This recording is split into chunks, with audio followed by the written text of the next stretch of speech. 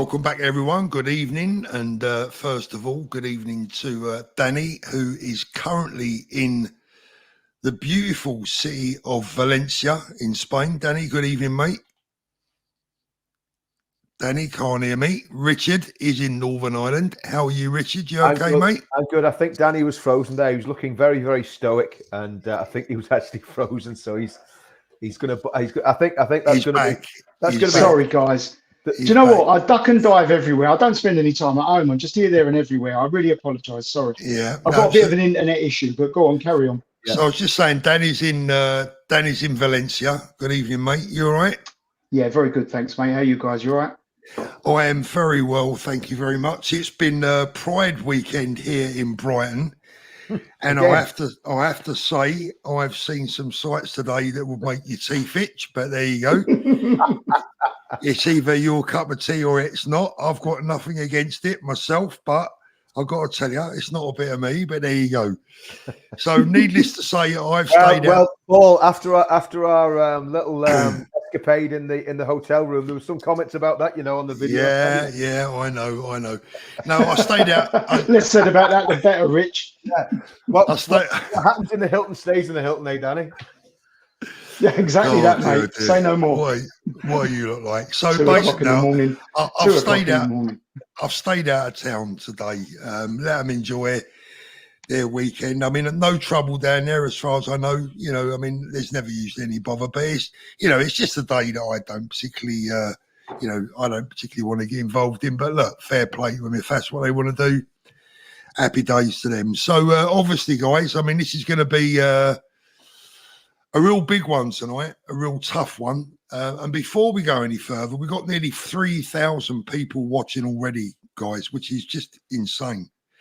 I'm going to appeal to everyone to understand that we are in a difficult position here.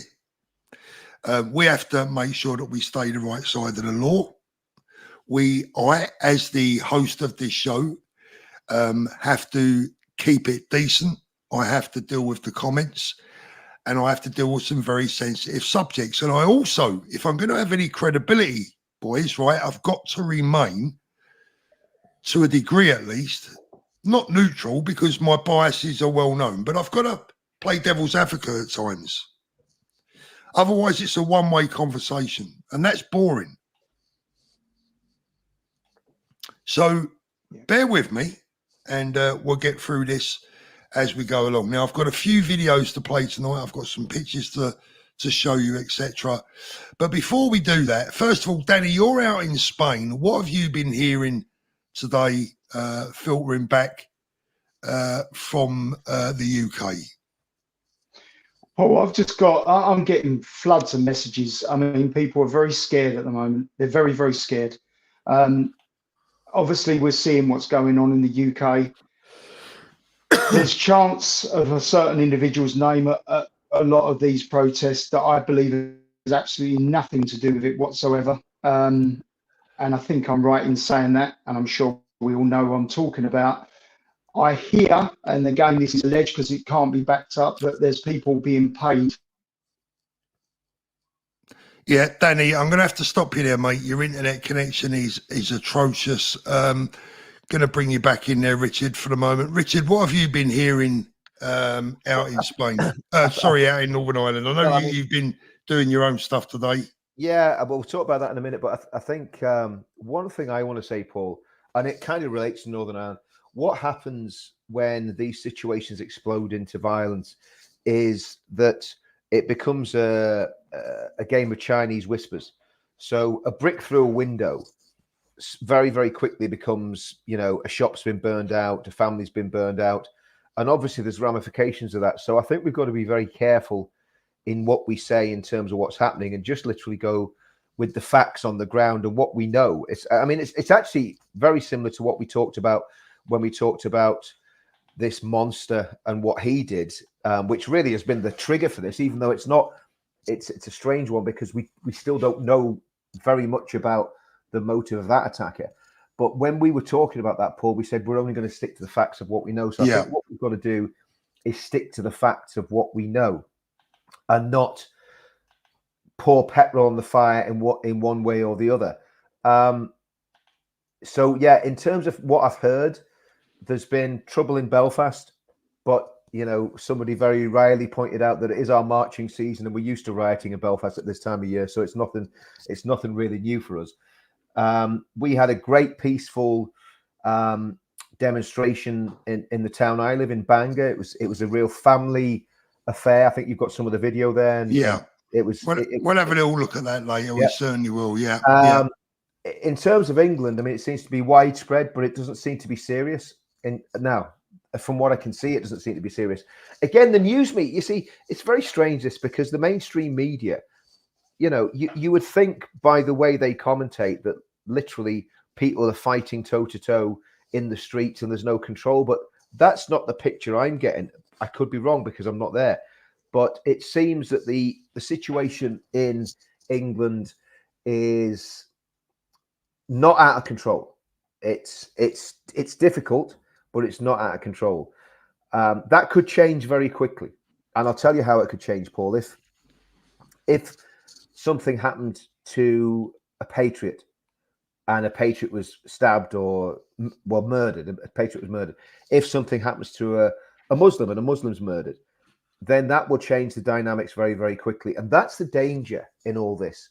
And even the rumors of those things happening, as we saw with the rumors about the attacker that attacked the 3 girls, if the rumors are wrong, once that genie's out of the bottle, it's very difficult to put it back in. So yeah, and we said this the other day, Richard. I mean, I think one thing that we should all agree on, everyone, whether you're whatever side you're on, whatever your thoughts and views, is that speculation isn't helpful when it's dangerous.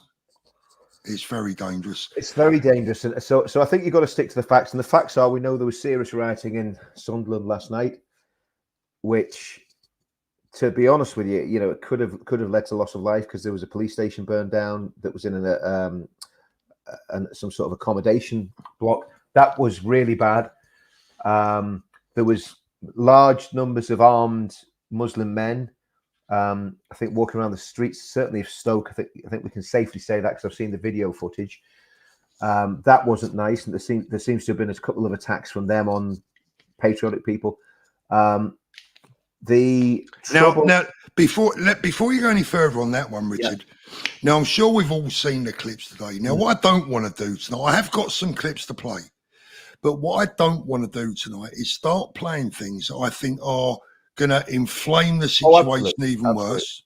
Absolutely. Especially when they haven't been 100% fully verified. But what I am prepared to do, and I think that is relevant, and I think is very relevant, is that we're going to discuss 1 or 2 clips that I have confirmed to be 100% genuine as much as I can, and we'll discuss those later. But ironically, looking at all of those videos today, one of the questions that I have on my mind is, why has this suddenly become a sectarian issue?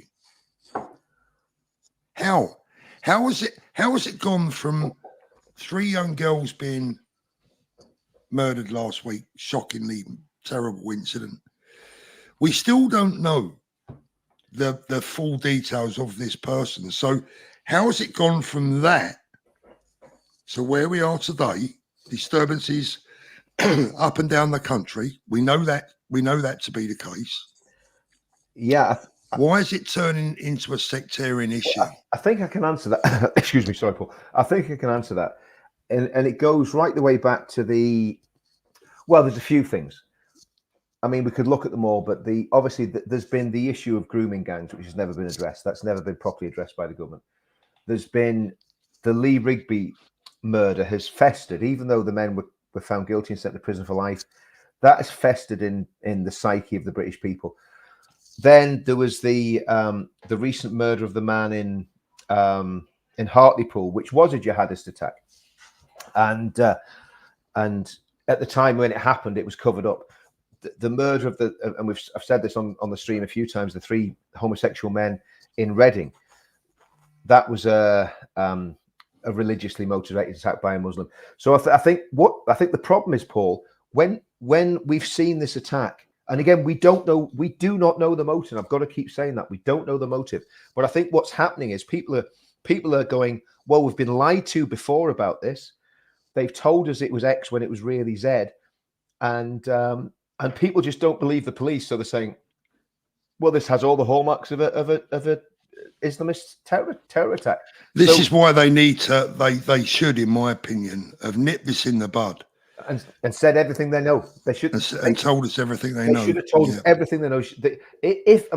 What we do know, and this hasn't been, they haven't said that this has stopped happening yet. We do know that and this is in the public domain, so I'm not going to ruin any court case by saying this. We do know that as of the lad getting charged, the police were being helped by the Lancashire counter-terror squad. So, or whatever they call it, counter-terror unit, whatever they call them now. So we know that for a fact. And when you're, let's see, Monday, Tuesday, Wednesday, Thursday, when you're 4 days into an investigation, for them still to be showing an interest in it, you can only draw your own conclusions for that. And I'm not saying that, what I believe is right, and I'm not going to say what I believe, but all I'm saying is it's very interesting that was still going on. And a lot of people out there, you see, the problem is the government thinks we're all thick knuckle dragging gammons. They don't understand that we're actually quite sophisticated. And a lot of working class people are a lot more intelligent than those scum in the government give us credit for. So I think that's where that comes from, Paul. That's where the sectarian side of it comes from. And the other issue is the two-tier policing that's taken place in a monstrous way over these Palestinian marches, where you've had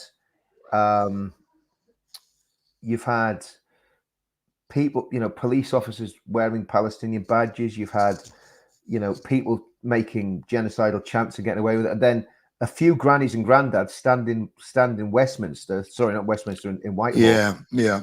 And so I think it's all off. Do you know who I blame? Do you know who I blame? I blame Danny. You're back. Can you hear us? Okay. Yeah, all fine, Paul. I've got a little bit of noise in the background. I've had to come down to the reception, but I'm going to mute in and out. So whenever you need me to talk, I'll just come back. Yeah. Okay, Danny. Yeah. So I'll tell you who I blame, Richard. I blame Keir Starmer. And the reason I blame Keir Starmer is I'm a little bit confused today because, look, there was a bit of tension over the last couple of nights. But for me, the first time that the Muslim community were literally bought into this was by Keir Starmer. The Muslim community weren't being bought in by anyone else that I know of. They weren't particularly being spoken about, and fair enough. I mean, why? I think that lad is probably going to turn out to be from a Christian background. So why would they be being bought into it in the first place? But then Keir Starmer comes out on, when was it? Thursday night, saying that we need to protect the Muslim communities. And the moment he said that, I thought, you've just lit the blue touch paper there. Why did you say that? Why would you even mention that? I found it very, very strange. And Keir Starmer needs to be looking in the mirror tonight thinking, do you know what? I've put my size 11 well and truly in it here by even mentioning that there might be a sectarian element to this problem. He's just highlighted it, heightened everyone's awareness, and for me, is the one that's responsible for what we see today. Let me just read a couple of chats out. Mel Raz, looting in Hull, disgusting. Absolutely right, Mel. No excuse for looting. No excuses whatsoever. And anyone that goes out using this situation as an excuse to go and steal from local businesses deserves all the punishment that they get, in my opinion. Danny, you still there? Can you hear us okay? Obviously not. Danny, I've lost you again, mate. Yeah, so mate, all good here. As I was saying just now, Yeah, Danny, we can hear you. Yeah. No, I'm gonna have to remove you, Danny. Sorry, mate. I can't deal with that. Sorry. It's just not happening for Danny tonight, unfortunately. I mean, at the end of the day, there's no excuse for looting, right? No, absolutely not. No, I mean, there's no excuse for rioting. Full stop. I think there's a. I mean, that is a very good point you made there about Keir Starmer, by the way, Paul. I think that is an absolute, and I'd never even thought about that until you said that. So that's a belter, because, you know, this group called the Muslim Defence League that are floating about in these northwestern towns, obviously they've heard that and thought these guys are going to come after us. It's all on Keir Starmer's back. The whole thing. I agree. I think the whole thing is, and I think he's done two things. So he's triggered the Muslim community. I mean, he's managed in one sentence to turn two communities against each other and destroy any community cohesion that there might have been. Now, I think that was hanging by a very tenuous thread anyway. Yeah, it was, to be fair. Let's be honest. I mean, whilst I'm blaming him, it's not like there wasn't any tension there before. But Richard, this is what the public have got to understand. The EDL doesn't exist. It was disbanded 13 years ago. Well, even excuse me, sorry about my voice now. I was shouting rather loudly when I was speaking earlier because I had no microphone. But even that individual, Lowles, who is no friend of our movement, put a statement out tonight saying the EDL does not exist. You know, and he's no friend of mine, and he's no friend of our movement, but he's very clearly said that the EDL doesn't exist, which is, you know, thank you for small mercies. But I mean, so that's, I mean, and the frightening thing is that Claire Rayner, is it Claire Rayner? Is it Angela Rayner? Claire Rayner. Angela Rayner, yeah. Claire Rayner is Claire Rayner is the round agony aunt, isn't she, with the silvery voice?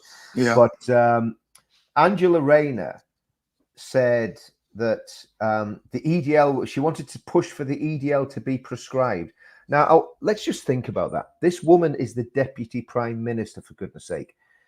If I was coming into government, I think I would have a good handle on what organisations were dangerous, what organisations need to be prescribed as terrorist organisations, and not try to prescribe an organisation that was incidentally described by the government counter-extremism czar back in the day when it was an organisation as not far right. They said this can be a potentially violent organisation, but it is not far right. I can't remember the terminology that they actually used. I think they called it centrist. I think they actually called the EDL centrist, right? So I think to be fair, it became infiltrated by the far right towards the end. Well, I mean, yeah, I mean, they're always trying to infiltrate. That's why Tommy walked away. They're always trying to infiltrate, and they're trying to infiltrate anything we do as well.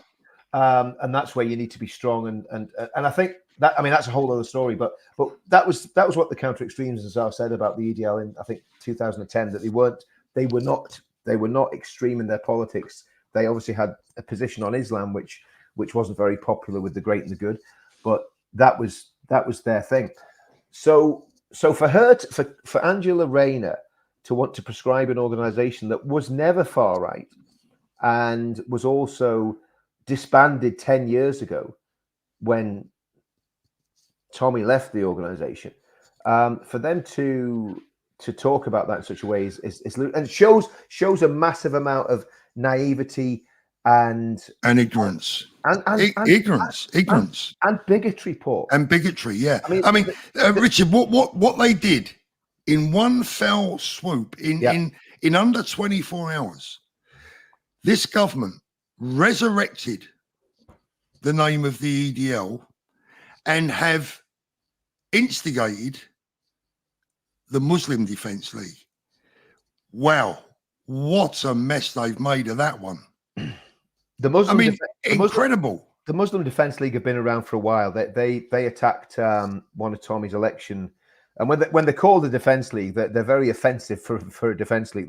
They attacked one of Tommy's election hustings in Oldham in I think 2018 or 2019, whenever the European elections were, and it was a very, very violent attack, which incidentally the police force up in that area, I'm guessing it was the Greater Manchester Police, marched the Muslim Defence League right onto the event that Tommy was holding. I remember that. Yeah, I do remember. I do remember that. So they have been around for a while. They look extremely threatening. And I think we'll just leave that there, because what I don't want to do is, again, I'm very aware of not inflaming things and panicking people. Look, the reality is Britain tonight and the UK tonight is still holding together. There has been disorder so far. And if we get through this weekend without a fatality, and I don't want to panic people, we'll be doing well. But so far, there have been no fatalities. And please God, it stays that way. Well, absolutely. Absolutely. Danny's back. Danny, can you hear us okay now?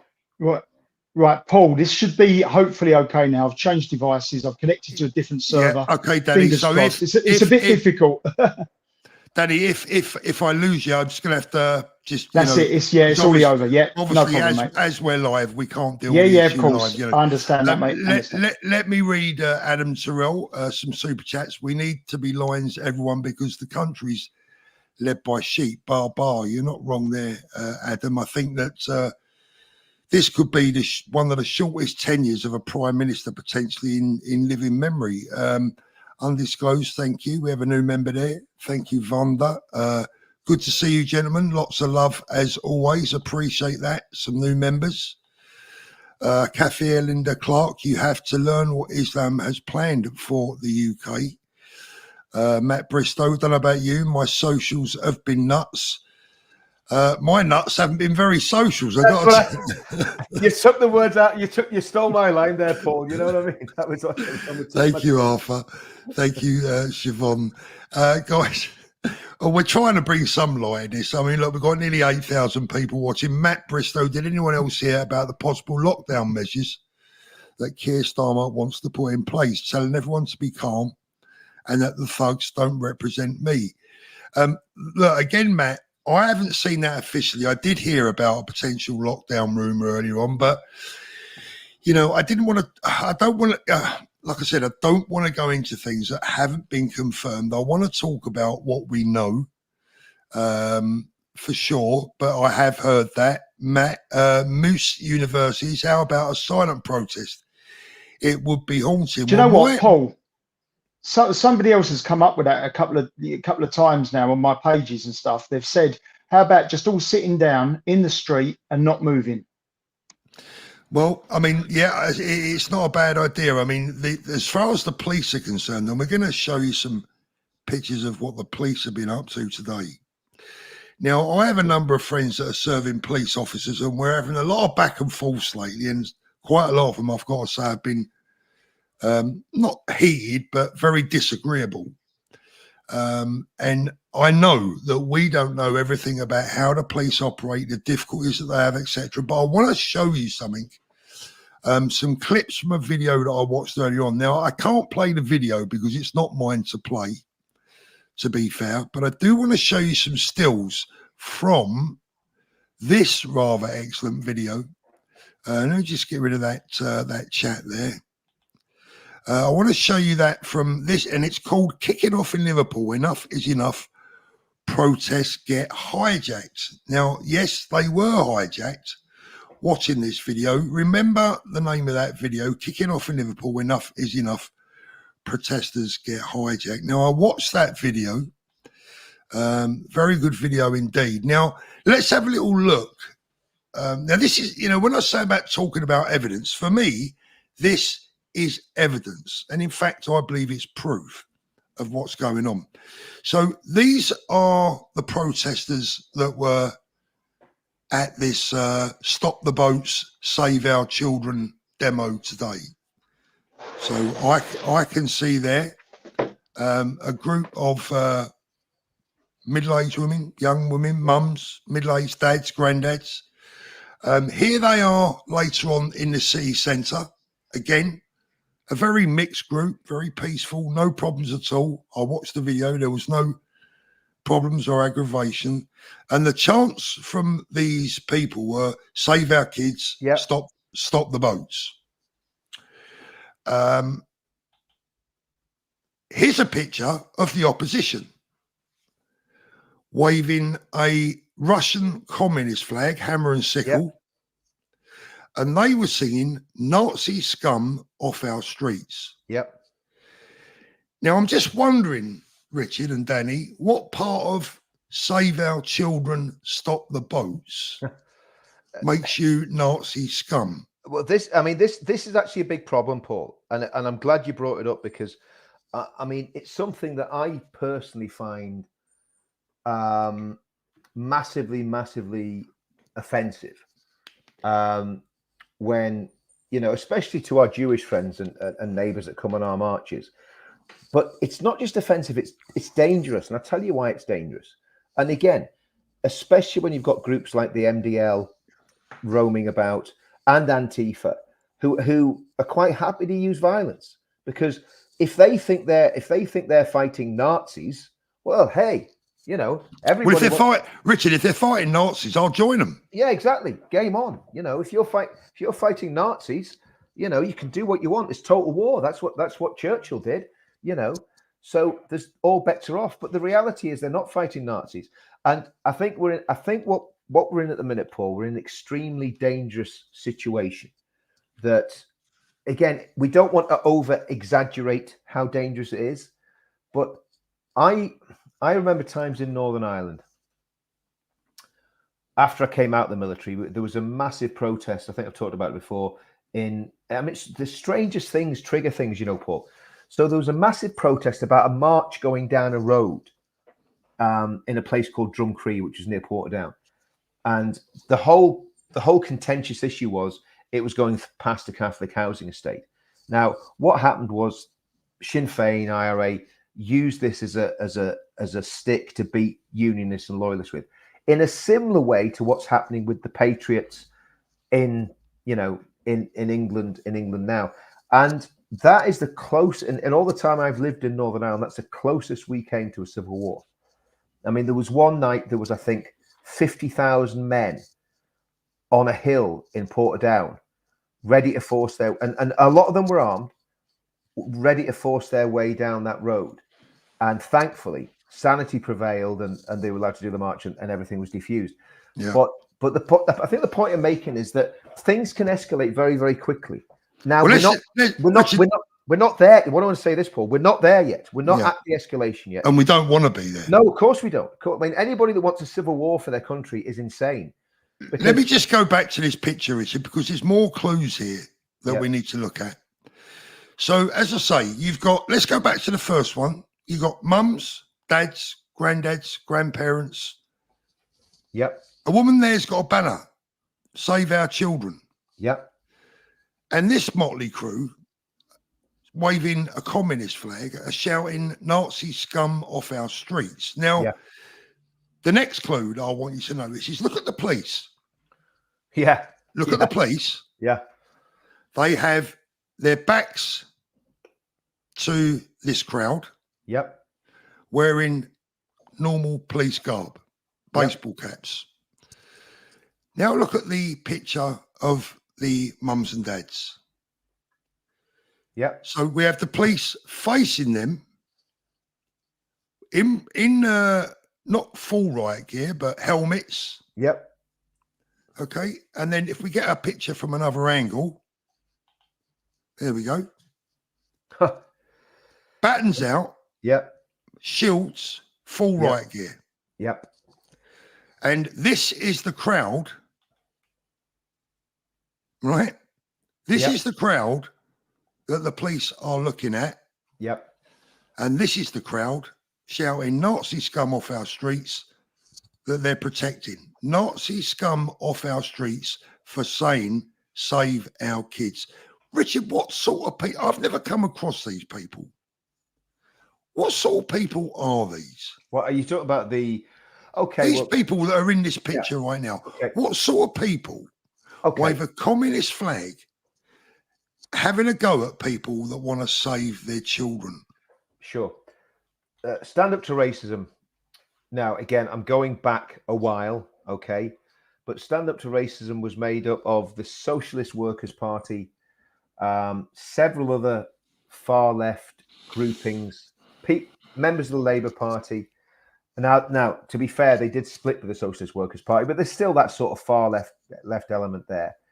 they also had a connection. I can't remember how deep the connection was with the Muslim Council of Britain. And some of these groups have a connection. I'm not saying stand up for racism, but some of these groups have a connection with the Muslim Association of Britain. Because to be fair, Richard, I don't see a large Muslim contingent amongst those people. No, they all look like white Brits to me, mostly. No. But what I'm trying to explain, Paul, the board. In fact, let's see if we can get it. The board. In fact, no, it wouldn't be time. But the board of Stand Up to Racism was made up of Muslims and far left activists. That was what it was. And again, that was a few years ago. Do you know what? I find them. I don't spend a lot. I don't spend all my hours looking into them anymore. But that was about probably like 7 or 8 years ago. I'm just confused, mate, because what I see is mums and dads worrying about their kids. Yeah. I see the police standing with their backs to people who are clearly, very clearly and undisputably agitating and spoiling for a fight. And I see these people facing the mums and dads. And to say I'm confused is an understatement. This is a tweet from Ben Habib earlier on. 2 years ago, I warned that cultural silos and mass immigration would result in this kind of inter-ethnic violence and draconian policing habitually seen in France. That is where we are now. This is not the fault of the far right. It's the fault of lousy government, including UK Labour. I would say hear to that, but let's have a look at what Yvette Cooper has to say. Criminals attacking the police and stoking disorder on our streets will pay the price for their violence and thuggery. I haven't got a problem with that. The police have the full backing of the government to take the strongest possible action and ensure they face the full force of the law. They do not represent Britain. So she's saying that people causing trouble, looking for a fight, are going to face the full force of the law. Is that like this? Yeah, chef, say but what you can. I want to work with you guys for the best solution. The best solution I think is more groups. The EDL lot have been assured have been left. The police have been safeguarding the shipping site. We've been going all around County Town Centre to look after the community because it's the community that matters. It's the community that we're here for. So we have what looks to be probably is a Muslim police officer addressing a young Muslim crowd. Now, I can't quite hear what he's saying word for word, but I am told that he's saying, take your weapons back to the mosque. And he mentions the EDL, again, the non-existing EDL. He's putting the term EDL in the minds of young men who are susceptible and maybe vulnerable to being radicalised and getting ready and spoiling for a fight. Richard, in anyone's sane language, please tell me it's mind-boggling. Paul, when I saw that earlier, I couldn't believe what I was seeing. So that would be, honestly, this is what that would be akin to, right? That would be akin to during, and again, I keep going back to Northern Ireland because it's what you're looking at in England. Sorry, guys, you're looking down the barrel of a sectarian conflict, and I'm telling you now, pull back from that because I've lived through it, and we could, thankfully, as the video showed earlier, we're coming out of the other end of that. But it looks like we're maybe going into another, sort of sectarian conflict. But the reality is that would have been like a policeman in Northern Ireland going up to a crowd of armed loyalists, and instead of arresting them or detaining them until a larger force came, telling them to go back to wherever they came from, the Schenker Road or whatever, and drop their weapons off at the Knee Breakers Club. I mean, it's beyond parody. That police officer should be sacked, and he should be sacked also, and his superior should be sacked. The fact that he's even talking about the EDL, I mean, my goodness, how many times did I know? Pretty much, I know everybody that led the EDL. This is incitement. Sorry, Richard. For me, this. I don't mean that officer is deliberately inciting the crowd, but he is ignorantly inciting the crowd through a lack of education and the wrong message from the Prime Minister. Yep. Absolutely. Starmer should be stepping down tomorrow for this. This is I, the biggest Paul, mess I've ever seen. If this gets legs, and it hasn't got legs at the minute, at the minute it is widespread, but it is sporadic. It's not. This is not serious concerted violence, right? It might seem like that to people in England, but believe you me, it's not. You know, I know what concerted, organized rioting looks like. This isn't it.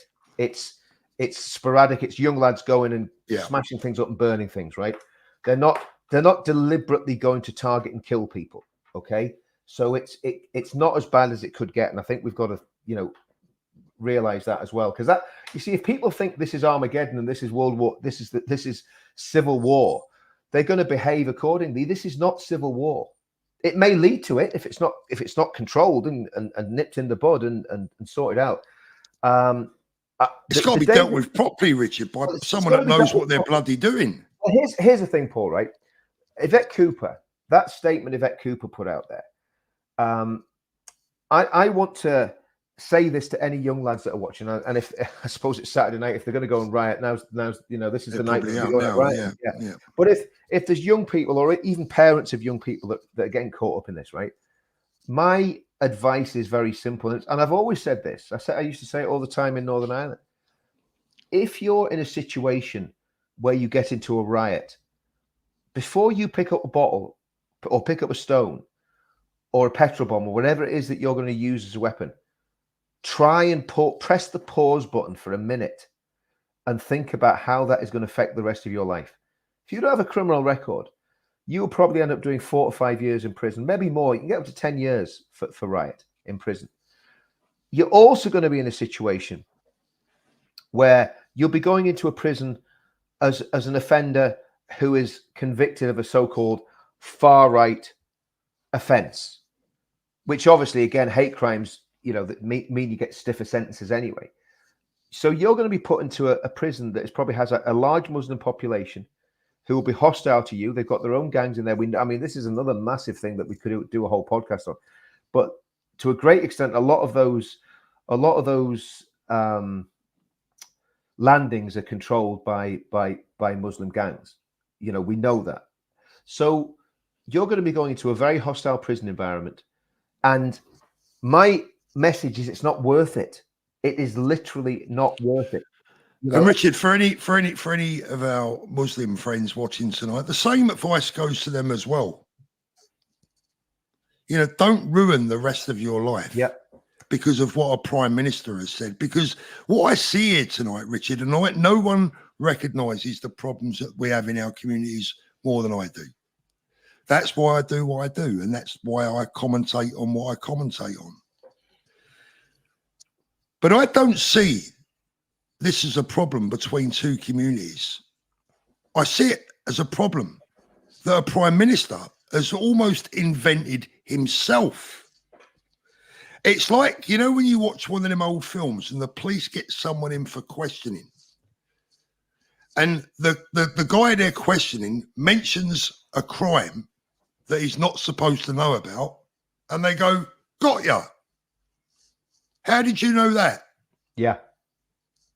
How did you know that? Exactly. If you weren't there, if you weren't involved, how did you know?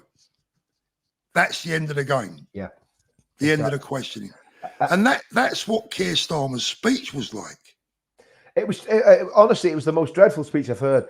And I mean, in a normal situation, if he was in a situation where he had a very slim majority and there could be a possibility of a vote of no confidence succeeding, he would be out. He would be out. If Parliament was sitting, I'd say he'd have big problems. I'm speaking to my local MP on Monday about this. I'm gonna find out what he can do. He's only one MP, but he's still an MP, so he's got a lot more clout and power than I have, Paul. And I'm going to speak to him about this whole situation, because to me, Starmer does need to resign over this. And if it does get really bad, and what's happening is Yvette Cooper, another, in my opinion, and again, these are just my opinions, I think she's a despicable person. I've watched her career. I've seen the way that she's constantly gone after people whose opinions she disagrees with and had them cancelled and silenced. I find her a despicable person. But the way she's speaking is completely totalitarian, and she's not turning around and saying, every time we've seen riots, Paul, right? There's been an inquiry. There's been a judge-led inquiry into the riots. You know, they had the Scarman report into the riots in the early 80s. There's always a report. The poll tax riots, the miners' strike. There's always an investigation to find out why it's happened. There's been no mention of that whatsoever. All they've done is it's all the far right, you know.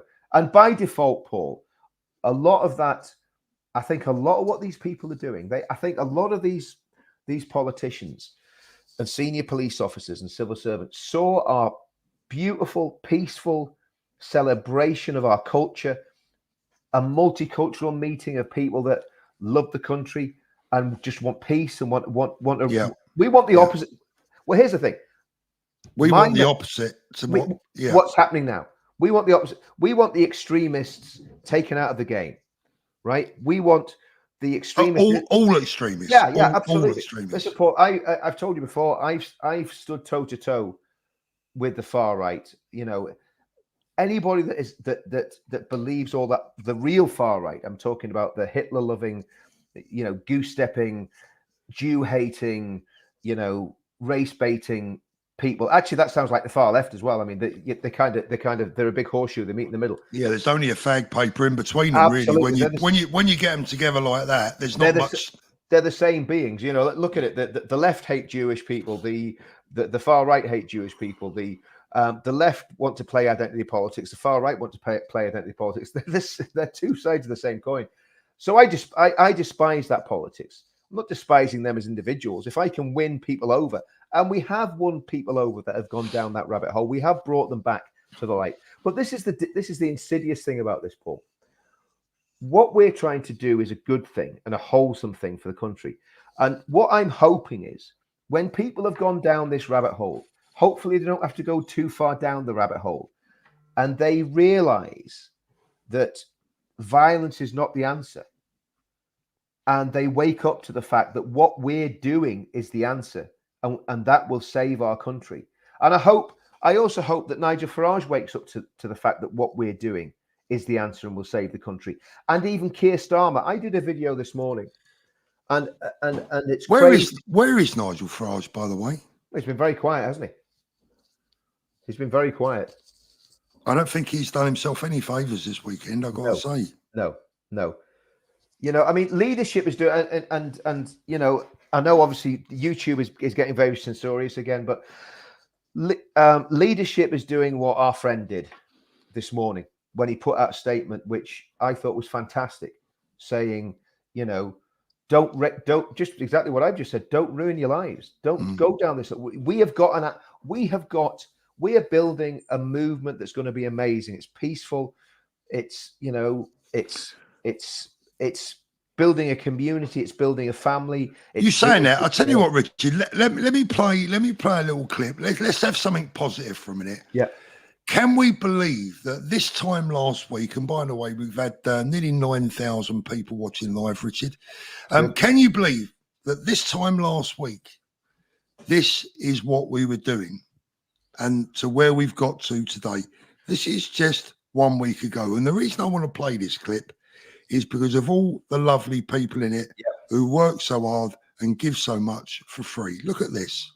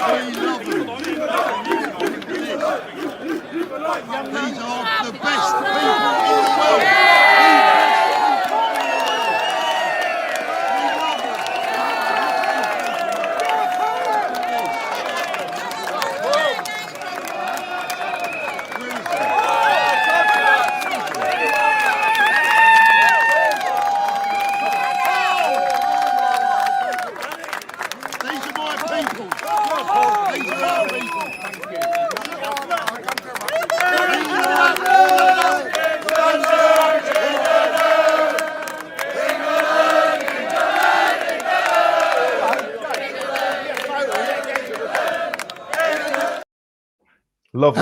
How lovely is that?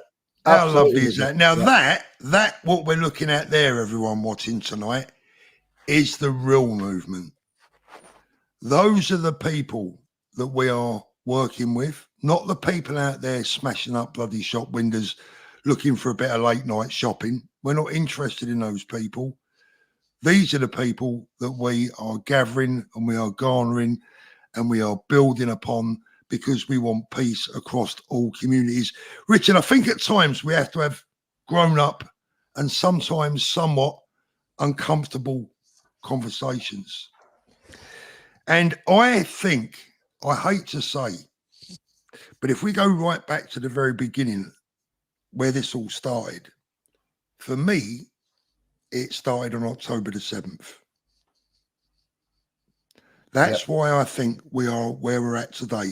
I think October the 7th and the subsequent marches that have been taking place in London every week, which, and please hear me out when I say this because people will jump on me until they've heard what I've said, which I have no problem with until the anti-British sentiment started to peel away or be revealed within it.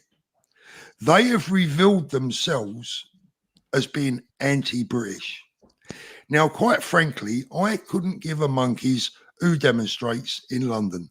We live in a democracy. Everyone that lives here is entitled to free speech and a demonstration. But the moment that demonstration becomes anti-British, it gets personal.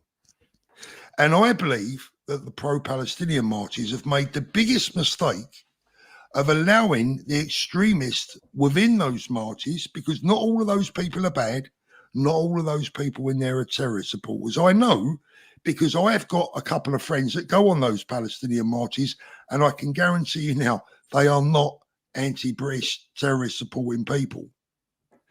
But they have allowed the extremists to hijack those demonstrations.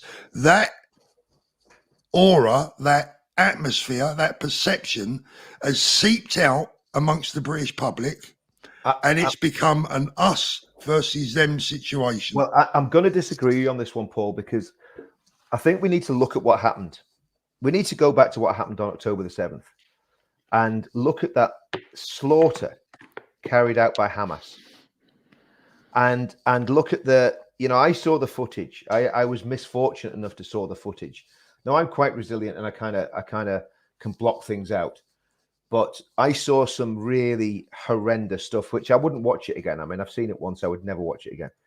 And that attack by Hamas was immediately celebrated by the same people that were organizing these demonstrations. They were outside the Iranian. Yeah. Now, what I said was not all of the people in the demonstrations. No, I know, but I think where I want to push back a bit on this, Paul, is if you're going on a and this is to your friends, because if they're watching the channel, they're not going to like me very much of what I'm going to say next. No, that's fine. We have a debate. Exactly. The reality is that the chants and the dynamics of those demonstrations are genocidal to the core. Now, I agree. The hapless, do-gooder, lovey lefty Brits that go on those marches, I want to put this to you. Would you have marched with Adolf Hitler in the 1930s after Kristallnacht, after the Jewish pogrom in Germany? Would you have gone on a celebratory march with Adolf Hitler and his SS stormtroopers? Because there is absolutely no difference. The people that are organizing these pro-Palestinian demonstrations, many of them have connections with the Muslim Association of Britain, which is closely associated. I'm very careful what I say, closely associated with the Muslim Brotherhood. So we're told by the British government. Many of them have even closer links to Hamas and organizations that are linked with Hamas in the Gaza Strip. Now, I'll be honest with you. To me, a terrorist supporting march, which is what I see them as, and I think the Met, I mean, Suella Braverman would have called them out as this, and many other people in the old government, which I'm beginning to get a bit nostalgic about. Paul, to be honest with you. Who thought we'd ever miss Rishi Yeah, Sunak? I know. I'm thinking, come back, Rishi. All this forgiven. I mean, he was just a bit inept and a bit wet. He wasn't. He wasn't like old. He weren't dangerous, was he? No, he wasn't dangerous. But I think the point I'm making is, Paul, because maybe he was. It does feed into this, because the reality is there is a big constituency in this country that are anti-Jew and anti-Semitic. They couch it in saying they're anti-Zionist, but the reality is that the Jews have a massive connection to their homeland. There's very few Jews don't support Israel. It's a tiny minority of headbangers don't support Israel. So if you hate Zionism, you hate Israel, you're pretty much an anti-Semite. That's that's I think as plainly as I can put it. So when people are going on these marches, if you're going on a pro-Hamas march or a pro-Palestinian march, which is pretty much the same thing now, because the people in the Gaza Strip are almost completely radicalized and walk in lockstep with Hamas. I mean, I was on that TNT radio and we were talking about this issue. I said, look, 89% of people in the Gaza Strip want Sharia law. And you want to bring them here as refugees? That's going to work out well. Let me ask you a question, Richard. Do you believe that every single person on those pro-Palestinian marches support Hamas? I think by default they do, Paul, and I'll tell you why. Because if I could not go on a march with the National Front or the BNP or Patriotic Alternative or any of those parties that I completely disagree with politically, I couldn't go on a march that would be in support of a terrorist organization. I couldn't do that, So when they're going on those marches, I think a lot of them they're either useful idiots or they genuinely believe that from the river to the sea is a just chant and a just cause. Just for balance, and people might find this interesting, they may not. But as I said, I've got a couple of friends. One of them I've known for many, many years. And they have been on pro-Palestinian marches. They are not British born. They have lived there for probably 30 plus years. And I question them very heavily on this. Now, I know these people, they have friends from all communities, including the Jewish community, by the way.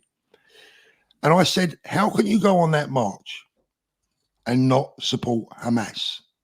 And they told me, well, it's quite simple. We support our own people, but we don't support the terrorism. That was their explanation. Well, now, whether people believe that or whether they don't, knowing this particular individual as I do, whether he's right or wrong, I believe him. Whether he's right or wrong, I believe that he doesn't support Hamas. He's just supporting the people of his homeland. I think that is possible. I think it's possible. And I tell you why, because I think we have people living here who will support the Palestinian cause, but would actually want Hamas gone. Okay. Themselves. I mean, again, we're getting sort of deep into the weeds here, but I think if you look at I forget the name of it. I think is it Fatah, the PLO political party, and whatever the PLO calls itself now, and then you've got so in the West Bank and Gaza, you've got Fatah, you've got Islamic Jihad, you've got Hamas, and a few other smaller terrorist organizations. Yeah. All of those groups, including Fatah, believe from the river to the sea. That none of them want the two-state solution. They want Israel gone. That's the reality. That's why the peace processes that Yasser Arafat signed up to and then broke time and time again never worked, because he didn't want peace with Israel. He wanted to destroy Israel. And it's a bit like, again, back in the troubles in Northern Ireland, a Republican did not want peace. He wanted to destroy and that still is the stated aim of Republicans as well. Go on. We're going off on a tangent, but I think to me, that is a big problem. If we've got people marching in our capital city in the hundreds of thousands, I agree with you. Your friend, I would have more sympathy with your friend actually, because if he's from a Muslim background, then he's standing by what he believes, right? If that's what he believes. Oh no, he is. He is Okay. from a Muslim. Okay, that's fair enough.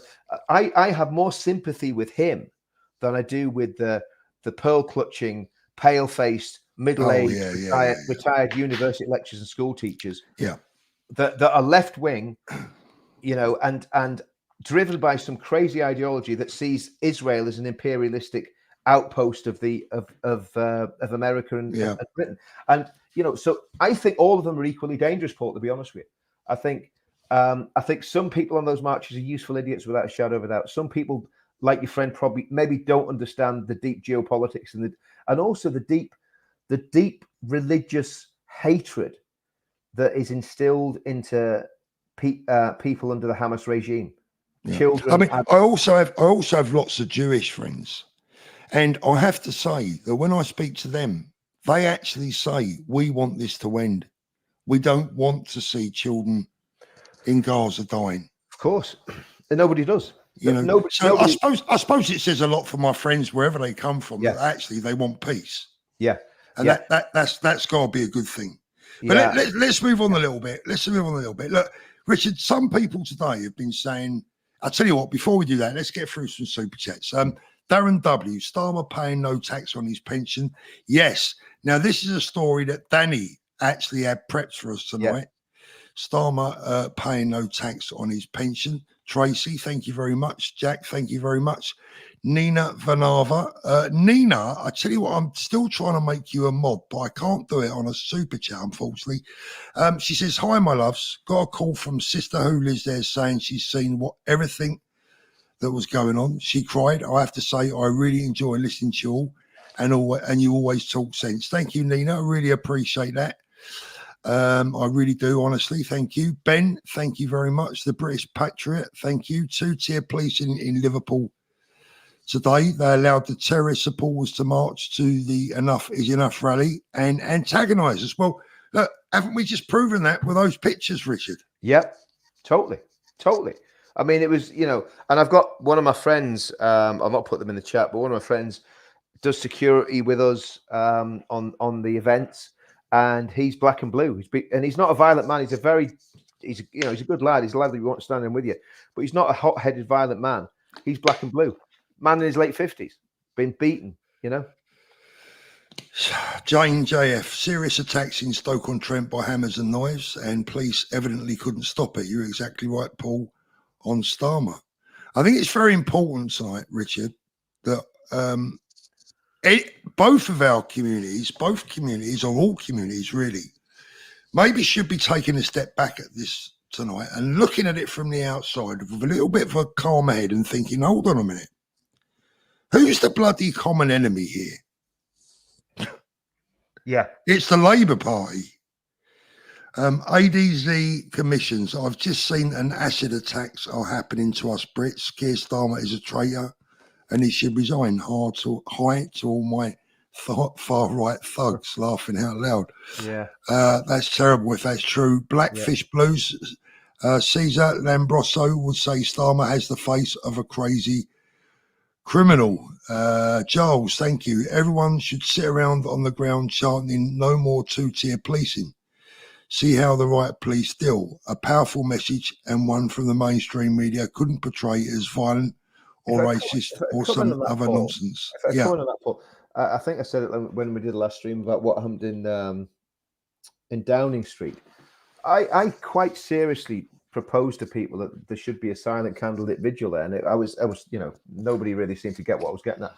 But I think what we've got to do.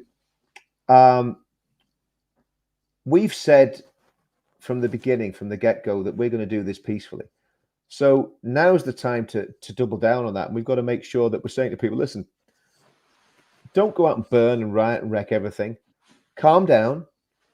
Next time we have an event, come to the event and take full part in the event. You know, events are great fun. You get just as much. And it's very important that people watching understand that these things that have been going on over the weekend have absolutely no connection to what went on last Saturday in any way, shape, or form. And I mean, if you've listened to the messages that our friend has been putting out, he's been telling people to de-escalate, do not get involved. We're a peaceful movement, and because what we've got to do, we've got to literally, you know, if you have a festering wound, you cut off the end of the wound, don't you? If you know, they used to in the old days, if your leg's gone gangrenous, they'd amputate it at the knee.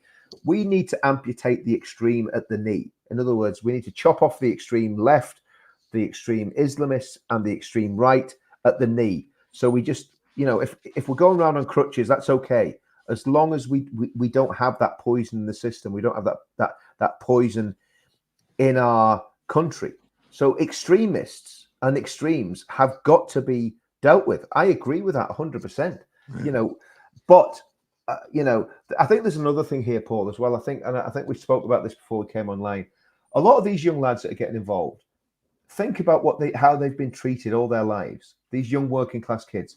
Yeah. It's not like when we were growing up. They're hardly white privilege, are they? No, they're not. They're not. When we were white working class lads are the most underprivileged people in the United Kingdom, and you know, same with white middle-aged men. That you know, pretty much we're the scum of the earth.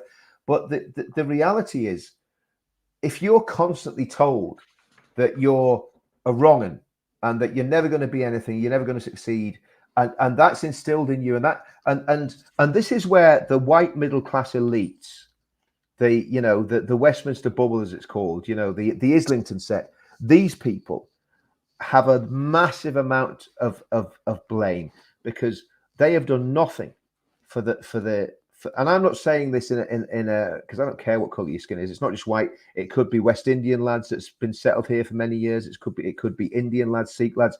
Doesn't matter. If you're in a working class community and you're settled here, you're seeing these problems face to face. You're seeing these problems full on.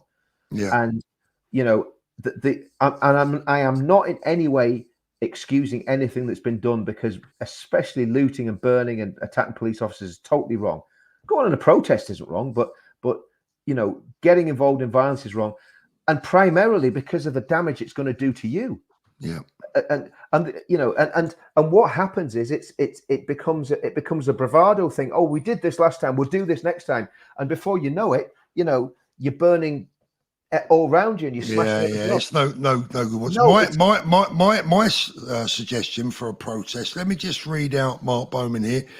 This has been brewing for years. Thank you, Mark. But the last week and the party who's just got it and their allegiances to calm his extreme ideology has made people say, F this, no more. My idea of a protest, as far as the police are concerned, because I am very, very disappointed with them this week right across the country. I mean, when I watched that video of how they were behaving again in Liverpool earlier on, I'm watching this and I'm thinking, no one on earth could watch this footage and say that this referee isn't biased, right? Because that's what they are, basically. They're a referee. They're a peacekeeper. They're supposed to be neutral, without fear, without favour. And their actions in Liverpool today, whilst I don't think, from what I've seen in Liverpool at least, I know they've been at it in other areas with the dogs and the batons and whatever else, the knees, the punches, the elbows. I didn't see any of that in Liverpool, but what I did see was an absolute stark, blatant willingness to target their own people ahead of the opposition. My idea to protest against the police would be to have a very, very simple, short speech in silence, telling the officers concerned that as far as we are concerned, you have betrayed yourselves, your family, and your country, and we are turning our backs on you. And just turn your backs on them. Yeah. And say, we're done with you. Yeah. You're on your own. Yeah. Blake Parker, wow, thank you so much. Starmer is not daft. This is all part of the plan that they have, and it's playing out perfectly for the globalist agenda. I was there on the 27th of July. What a beautiful event it was. Yeah. I think that is the only way. Boys and girls watching this now, I hope, I made a video the other day that I said, I hope you trust me, and I hope you do, and I hope you trust Richard and the other people involved in trying to put this together. We honestly are trying our best to unite this kingdom. Matt Bristow, Jim Davison was promoting his channel today, Paul. Lovely to hear. I know he did yesterday.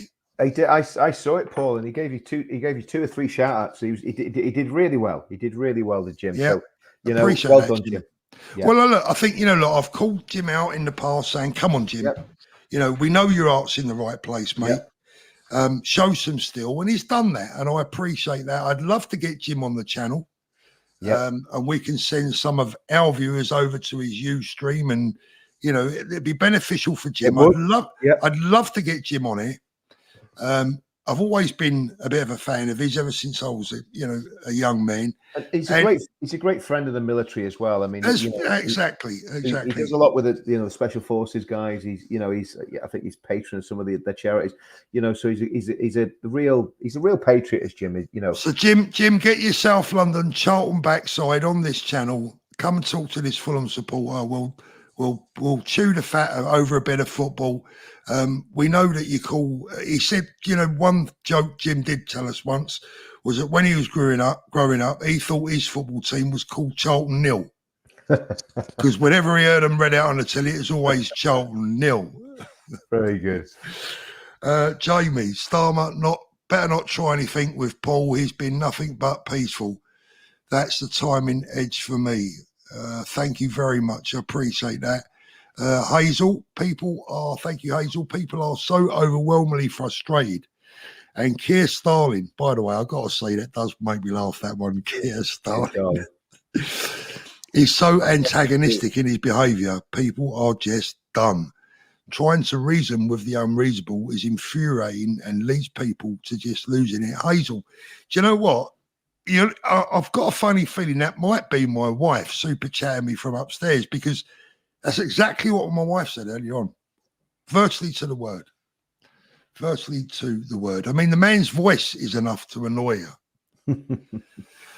Maggie, thank you. Nina Vanava again. Sure, Khan didn't write that speech. Thank you, Nina, for that. Wouldn't surprise me. Thank you, Hayden. Thank you, Robert. Defender 1968. Two-tier policing. Patriots turn up at Downing Street with flags, and the riot police attack. Muslims turn up with weapons, and the police asked if they would kindly leave their weapons before they dispersed. Two-tier gear. Yep. I mean, look, that one really just sums it up, doesn't it? Really? I mean, even if you're any Muslim viewers watching tonight that might be sitting there, understandably not particularly happy with some of what we're saying. Yeah. I would think any fair-minded person, because if that was the other way around, I would be calling that out. Yeah. Honestly, as God is my witness, if that was the other way around and our lads were being allowed to flaunt weapons and being treated, given special treatment, I'll be saying, hold on a minute. You can't treat us like that and treat another community differently. Yep. And that clearly happened today. Hazel, again, thank you, Hazel. It's difficult not to get angry hearing all the lies behind being repeated and knowing they are all driven by a so-called PM. We must rise above lies. It definitely is, my wife. I'm sure it is. Thank you, Mark. My name is. Thank you very much for becoming a member. I really appreciate that. May, thank you. Paul, what do you think Starmer's agenda is? You know what? I'll give you a short answer and I'll let Richard give you one of his splendid long ones. I don't think he knows. I just think that he's a power freak. I'm not even sure if he knows what he wants himself, but he knows that he wants complete and utter ultimate power. Well, I think what he's going to try and do is crush the right because of what's happening. I mean, we see the problem we got is we don't know everything about what's happening. We don't know how many of these riots are actually there's agent provocateurs, Antifa, undercover policemen stirring the pot. We've got to understand just how compromised the whole of the system of government is, including the civil service, the police, even the military to a certain extent, has been massively compromised by the woke mind virus, as Elon Musk calls it. And the problem is these people will actually genuinely believe that we are evil. they will genuinely believe that. They will genuinely think these people are far right. Me and you, Paul, they will class us as far right. Doesn't matter how much you say reasonable things and nice things. I say, they might be saying reasonable, nice things, but they're only saying that until they get power and then wait and see what they do. So you can't win. You really can't win. And I've said it before. I watched a video by one of the leaders of Antifa in the UK, and it was about 2 hours long. Man, it was a hard watch. But he said, we will not stop until you either die or give up or we destroy you. That's their doctrine. My voice going in. That's their doctrine. Their doctrine is just tight. Your pants a bit tight there tonight. It sounded a bit like it, didn't it, Paul? You know what I mean? It's just but no, I mean, so what's Starmer's ultimate agenda? He wants to have, Paul's right, he wants to have total control of the country. He wants to change the country constitutionally. He wants to make it so it's almost impossible for any other government to get elected under the Labour government. That's his project for the next 5 years. And boy, we've got a battle on our hands, as we're seeing already, because I think what's going to happen is I think he's going to go for Tommy. I think these people, they see Tommy as the lightning rod and the leader of the movement, and thankfully Tommy says he's not, because Tommy realizes if he's named as a leader all the time, they're going to keep coming and trying to take him down. I think we got past having the leader. I think we need, look, this movement can and does belong to everyone. Absolutely. Let me just read these out. Gary, thank you very much. Really appreciate that. Stone Island, thank you. Sit down with a picture of the little girls that were murdered. Do you know what, mate? I can't even look at those pictures. I can't. George Lloyd, thank you. Hello, Paul. I noticed you have a Rumble account. That will come in very handy for when the Gestapo come after you. I'll tell you what, he's got to change his name, innit, Keir Starmer, because there's so many things that go with it. Well, he's not doing himself any favors with the great British public, is he? Let me see if I can save that WhatsApp that I sent you earlier on. Did you see the one with the? You saw the one with the? I can't find it now. With the Daleks. I mean, that's just. Oh yes, that was brilliant, Paul. I love that. I want to see if I can find that. Let me just see. Was it on one of the groups? I can probably find it. Let's have a look. It was on. Well, I've got to save it to me. What I've got to do is I've got to save it to my computer and then I've got to upload it. But I think the viewers will love it, but I can't see it now. Yeah, if you can get it, was it a group one or was it? I'm trying to get to WhatsApp now. Why is WhatsApp not letting me in? Let's have a look. No, they're on you, mate. No, I can't find it. It'll take too long. Thanks, George. Appreciate that. Donna, I'll have a look there, Paul. But I mean, you know what, Paul? I mean, I'm going to shoot off soon because it's Saturday night, and we've been on it. I've narrowly escaped divorce in the last 7 years. I don't want to put myself back into. Well, now you know me. Now you've got to know me, mate. That may well be on the cards. If you want to shoot off, Richard, I'll finish up with the stupid. I do what I do want to do is say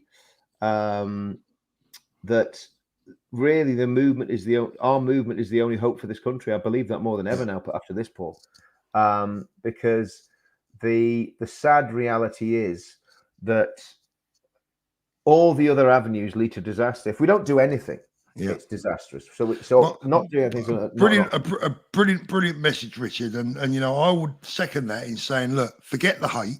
Yeah. Everyone, forget the hate. Yeah. Step inside this movement. Even if you're one of those young Muslim lads that were out today in Stoke, Muslim Defence League, step away from violence. Love this country. Embrace it. Embrace our values together with us. Join the movement and love the country that you're going to spend the rest of your life in, probably. That would be my message to everyone. Now, whether that's possible or not, I don't know. But the invite is there. I think what we've got to do, Paul, we've got to, I think really and truthfully, and I'm just going to be realistic about this. I think we've got to reach our base first. We've got to reach our own people first.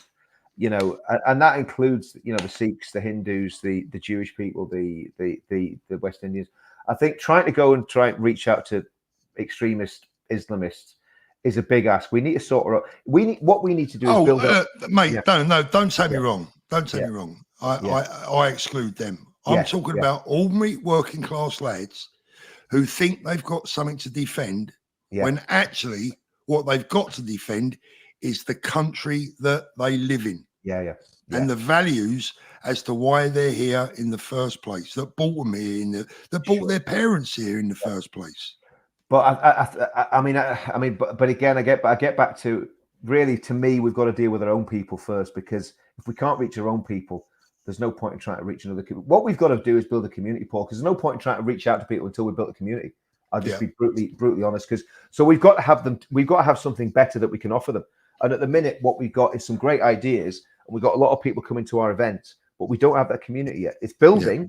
It's built, but that's what I'm saying, that the work in progress. It's a work in progress, and I think the thing you said about hate's very valid as well, Paul, because I think the truth is, right, if we're honest, there's times when I get very, very angry about what I see in the country, and you know, I've got to check myself, and I've got to wind my neck in and say, no, I'm not going to go down that road.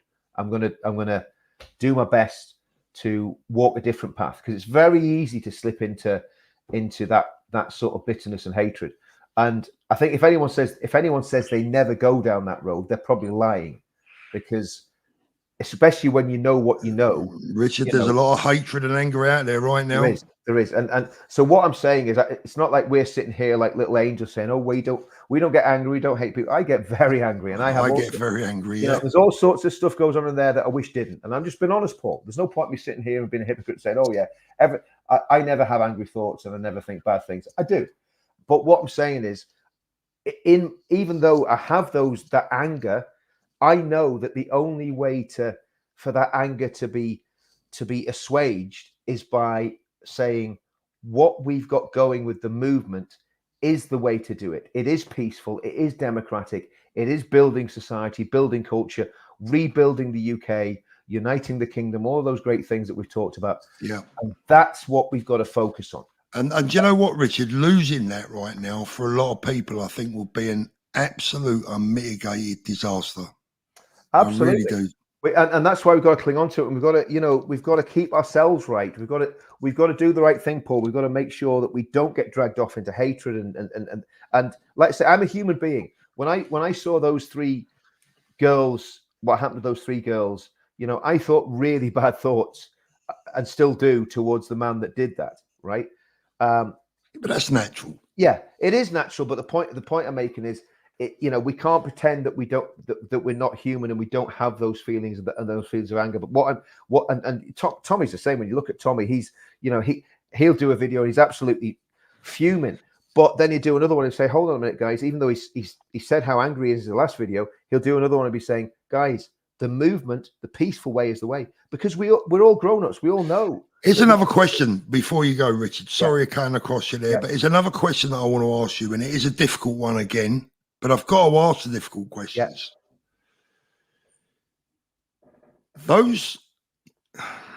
There has been no mention or question as to whether those murders were racially motivated. Now, I haven't got the answer to that. I'm not suggesting that I have the answer to that. But what I'm saying is, what I do know is, if it was the other way around, the media would be all over that as a racially motivated event. And again, that is very, very worrying indeed.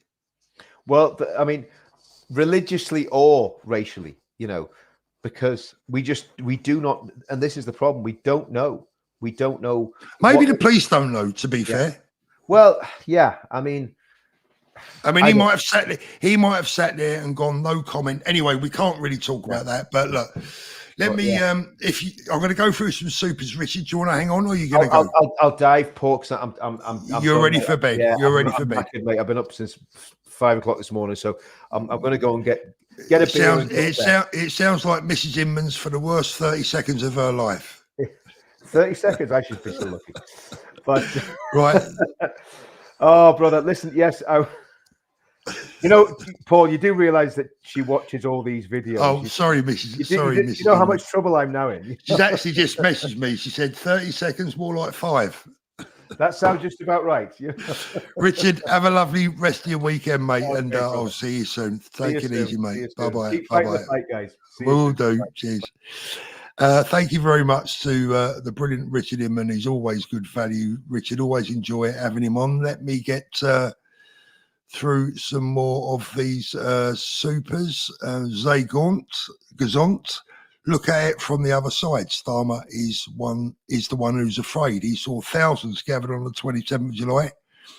He sees the people's anger. He knows that he and the elites are doomed if he doesn't use every power to crush us. That is a big fear, isn't it? Donna, I'm petrified. I just want a chilled retirement. Donna, don't be petrified, but we do have problems, obviously. Scottish Veteran 67. Kefir Stormtrooper is another one.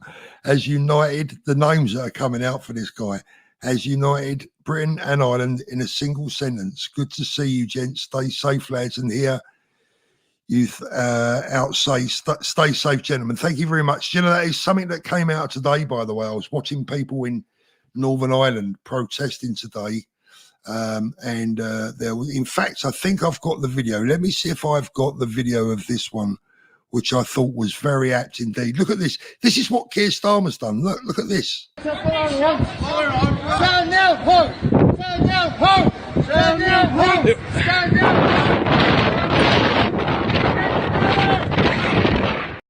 Not the greatest of pictures, guys, but you won't see that very often in Northern Ireland. The Irish tricolour and the Union Jack arm in arm, side by side. I can't say that I like the mask, but these guys don't want to be recognised, I suppose. But look, it's good to see the British and the Irish standing together. Des, thank you very much. Starmer makes Captain Bimface Monster Raving look like a world statesman. No more supers now, guys. Thank you, because we're going to be wrapping this up when I get to the end of these. Thank you so much, as always. David, last Saturday was the way to do it, not small violent clashes. 100% agree. I understand the anger, but it's exactly what the left want. Calm heads are needed for progress. David, here, great message. One of the best messages of the night. Better the devil, you know. Thank you. Dying bloke made it. Love to the angels at St. Thomas's used me 8th life up. Just had me hope smashed. I'm ready to get off. Keep safe. Stay well as you possibly can, my friend. Our thoughts are always with you. Thank you. Porky's discount. Starmer says these thugs are mobile. That's what he wants. Arrest innocents and keep the numbers looking good. Leave the troublemakers. We need them in the next city tomorrow night. Keep an easy option open. And what I think you're saying there is that he's saying they're mobile so that he can make excuses to arrest people around the country. I think you're right. Nina Vanava, what a great day today. The Irish unites today. Yep, just played Gary T of the North. Gary, legend, thank you very much, mate. It's called shaming the movement into silence. It backfires when more and more people from all walks make their voices heard. Gary, of excellent message. Rachel Leonard, thank you. I want to know what would happen to our royal family and beautiful palaces if Islam was to take over. Well, that's not going to happen, Rachel. The king should step in to protect our kingdom. I think you're right there. Defender of the faith. He's now defender of the faiths. Martin, thank you very much. Christine, Paul, a guy has been attacked in Stoke with acid. Ugh. We will see. Obviously that will be sounds like it's going to be true, but we'll have to see and get that confirmed. Keith Griffiths, the media blaming EDL and Starmer are wholly to blame. I mean, Keir Starmer for me is the man that lit the touch paper this week. I know that Southport happened before the rest, but I do not believe that these events that have taken place since his speech would have happened if he'd have kept his mouth shut or would have thought out his speech a little bit better. When Tommy was last arrested, Heatcubist, thank you very much. They asked him if he was trying to stop the big replacement. So there you go. They've admitted it. So stop guessing. Paul Curry, thank you. The counter-protesters are the consumers of the mainstream media and believe we are racist, and they've been told to believe. The patriotic Christian, Byron, thank you. Thank you very much, mate. Good to see you, remember. REB Photography, I've sent you a message on Facebook, Paul. One love. Thank you, mate. Just a message. I've got to tell you this, guys. Unfortunately, I never look at my Facebook messages, my Instagram messages, my TikTok messages. I do not have enough hours in a day. I think the last time I looked, there are more than 20,000 unanswered messages. It's an impossible task. If you want to get hold of me, the best way is to contact me through YouTube, because at least there's a chance there that I will see the message and I'll do my best to reply. Robert, thank you very much. Flashy Vic. In Bangor, Northern Ireland myself, 2 protests at Belfast Road, and I'm Grant Hotel went off peacefully. Mate, then I thought, sorry, this is difficult to read, this Union flags and tricolour at the protest, unprecedented. And I've got to say, great to see. Gdansk, thank you very much. Thank you. Corium, thank you very much. Really appreciate that. Love from Scotland. Thank you, Scott Allison. Adam Terrell, Kojak. Yep, the guy who did the video is named Billy Moore. He used to do boxing, and a real good guy to have on your side, boys. Hayden Lunn, how do I get in touch?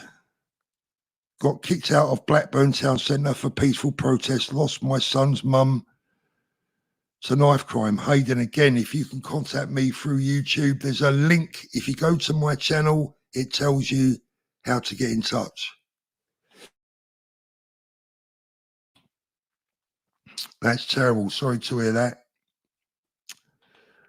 It's over, boys. There won't be any more Tommy or Unite marches. We are shut down, GB News, and controlled. Don't think that's going to happen, but they might have a go. Steve Ramage. You see, let me just go back to that. If they did that, and I wouldn't put it past them, but if they did that, do they not realise that they are only stirring the hornet's nest even further? One of the reasons that all this is going on right now up and down the country is because people feel unheard. They feel they haven't got a voice. And if you take it away from them even more, the reaction is only going to get worse.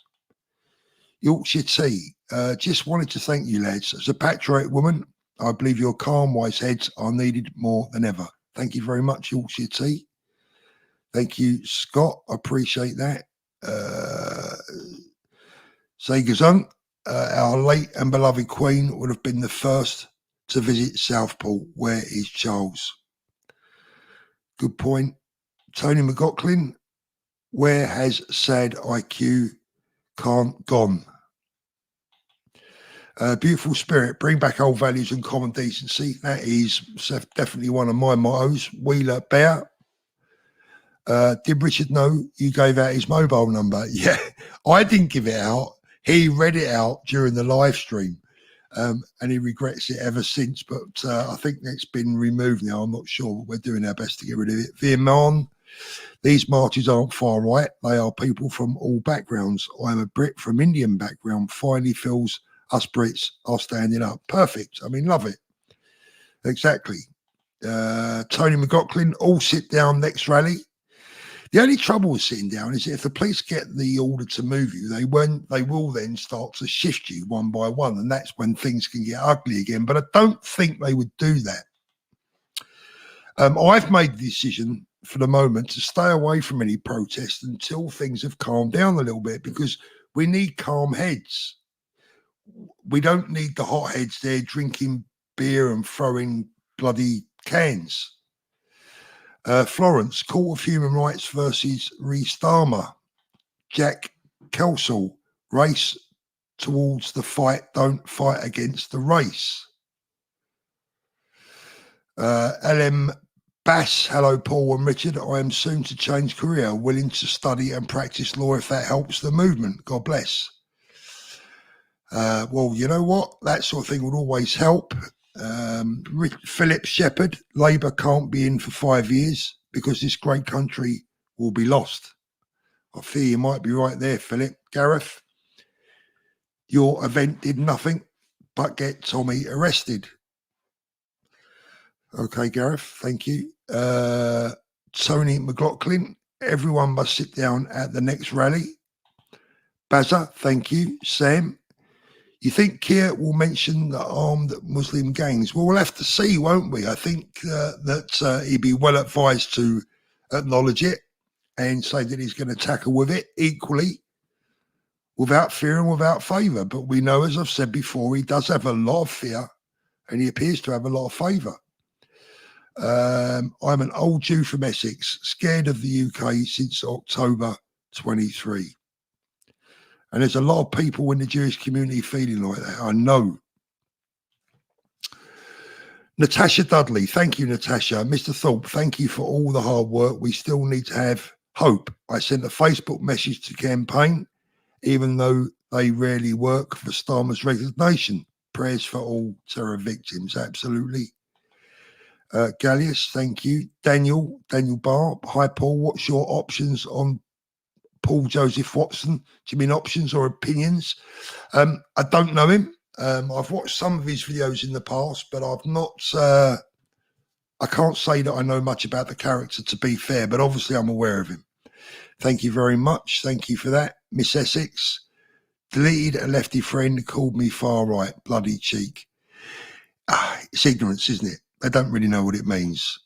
John Neal, real gulag archipelago, that's 2 tiers plan.